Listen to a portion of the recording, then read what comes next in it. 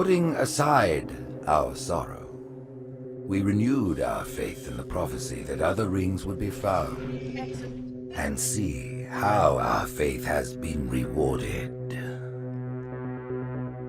The Covenant used to be the main threat, and it was a MacGuffin in the original Halo series because the real threat was the Forerunner legacy and the Flood itself. The Forerunners have been the source of so much mystery throughout the Halo franchise. It was something that was just fascinating to us. So far it's been a lot of stumbling into their belongings. Like we found Halos. And now we found something more. We found the Prometheans. There's a degree of animalistic fierceness that maybe you didn't see in previous games. The conditions and the context are what pit a hero and antagonist against each other. For this game, we're going to get to see a lot of complexity to their civilization. From their worldview, what they're doing has to make sense. Trying to figure out ways to tell that story without interfering with the shooting aspect of it has been a really challenging thing. We've gotten glimpses of this Forerunner presence that was kind of always there, open as to whether it would ever erupt. And it did. We're trying to really take game systems and manipulate them and give them emotional coloring and context. We wanted to create something that could stand alone and be an enemy that is just as challenging, just as engaging as the Covenant has been in the past for Halo. A lot of that initial discussion was around if you had this incredibly evolved race and they were well beyond humanity, the Covenant, what would that look like?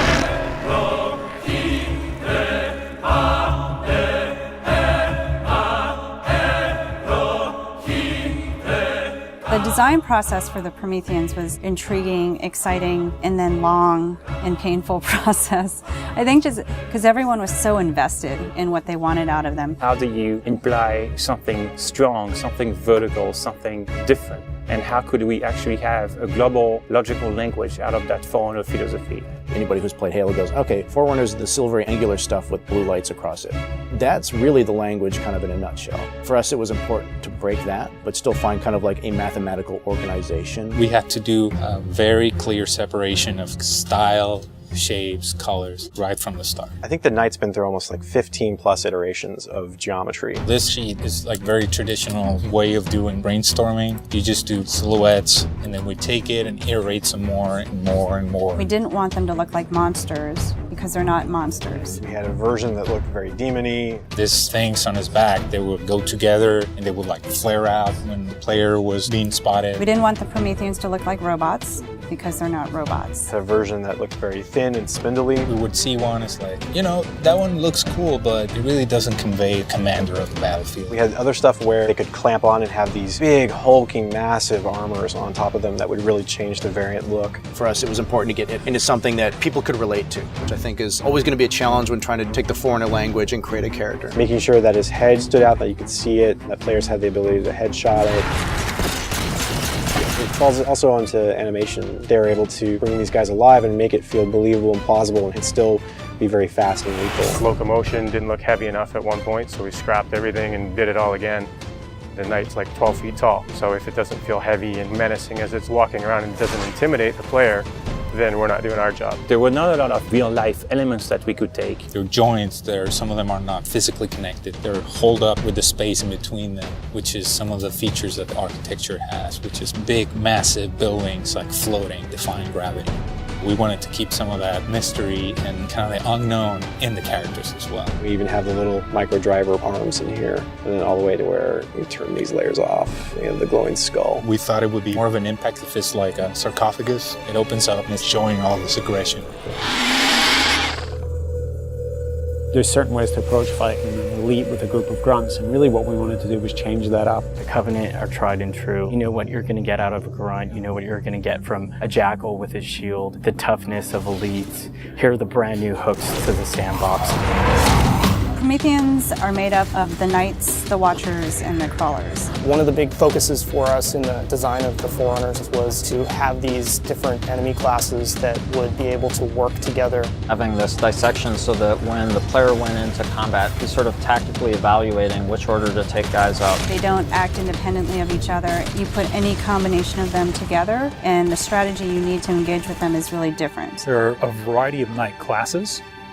and each one of them is progressively more powerful, but your base knight actually starts just a little bit more powerful than an elite. But in addition to that, we wanted the knight to have his own set of traits and abilities. There's all kinds of these special features of each one of these characters that players haven't played in a Halo game before. You think about basic combat encounter design, a lot of the challenges designers face is how to introduce enemies. What would a Promethean do if it could bend time, space, form, matter? Knights can phase in out of anywhere. He's able to go where he needs to at any time, which is something the Covenant can't do.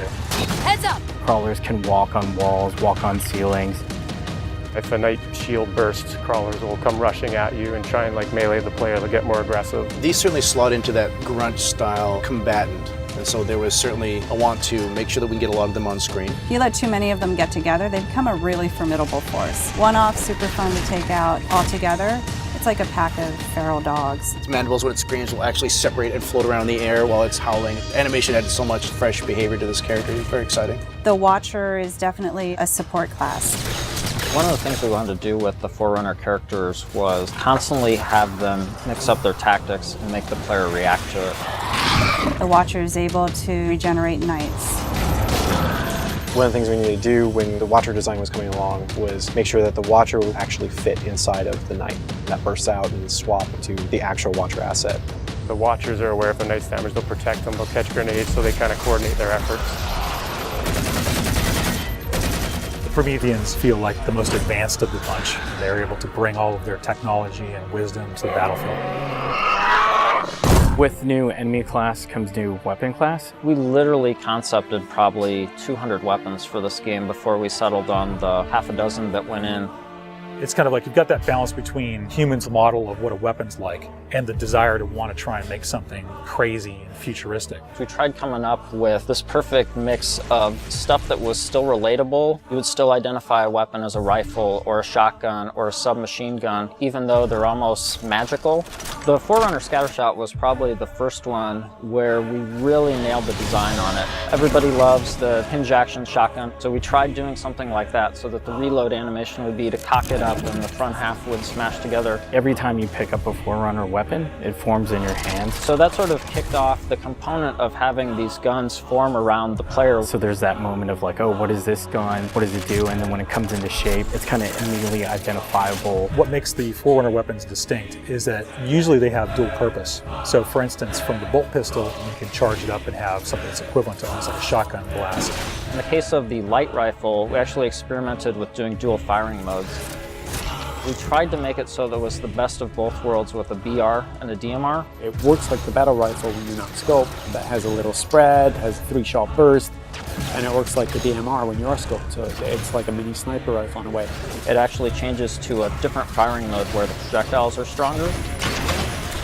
One of the big things that we really focused on for them was making sure that the weapon doesn't just feel like a chunk of metal, but that it actually has glowing energy that's flowing through the gun, going down the barrel, so that everything is very full of life.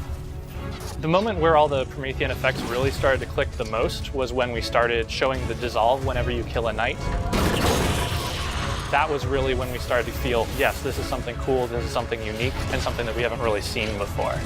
This is an early prototype of the Knight E-Res. As the sphere expands, you see the particles are birthed, and everything in the red region you see will be the crack and the erode. When you shoot and kill the knight, the actual point on the body where you did the damage is where the dissolve starts. So if you shoot from his foot, he will de-res from the point of his foot up. The end result, when we blow up a knight, they dissolve, proving that the technology works.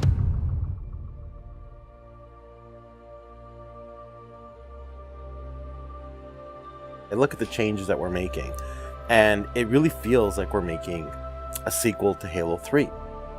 And that's exactly what we're setting out to do. We have the Covenant from previous games. We have the UNSC. We had all these things to take from, like, all right, we can make a new take on this, but we had zero information to some of this Forerunner stuff.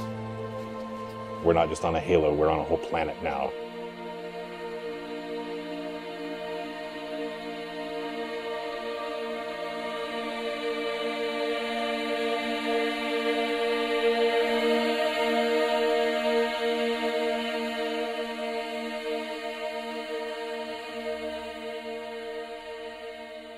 We're not just threatening one corner of the galaxy, we're threatening everything. We're listening to the fan feedback.